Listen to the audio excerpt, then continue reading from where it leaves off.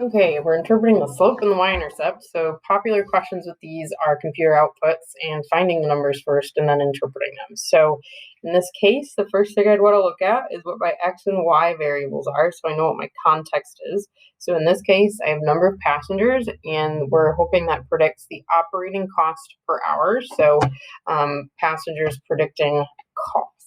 So in this case, my slope number is always right here. So if I want to interpret the slope of this line, it's basically like every time I gain a passenger, how much does my cost go up? Every time I gain another passenger, how much does my cost go up? So on and so forth. That's your slope.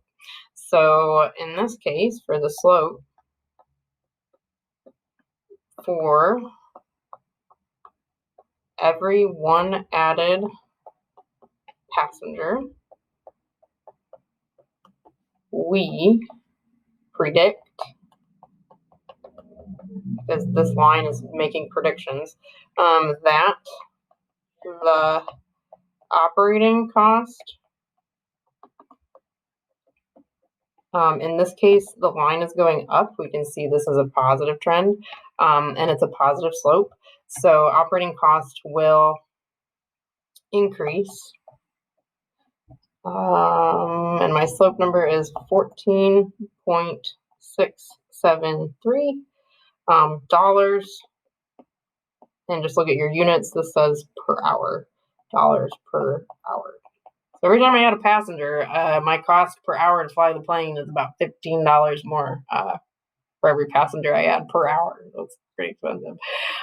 Okay, the y-intercept is your other number. So my y-intercept is this top one. So that's your starting point. So it's kind of like if I were to extend this line, like where would it cross the y-axis? So I always envision it kind of like this. It's a point.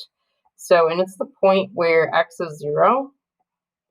So I just want to label like, okay, well, what are the x's? So this is the passengers.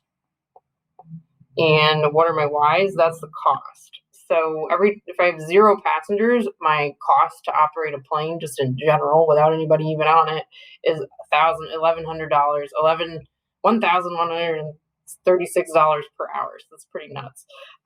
So we just want to write that in a sentence. So we would say with 0 passengers, we predict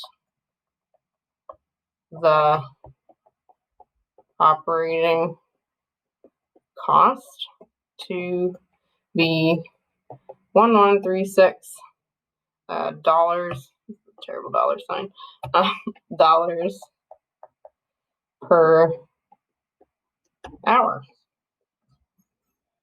So the big thing to remember is slope is how your line changes. So for every one thing you get, what happens to the other thing, and your y-intercept is when kind of like your starting point. So an x is 0, what's the y doing?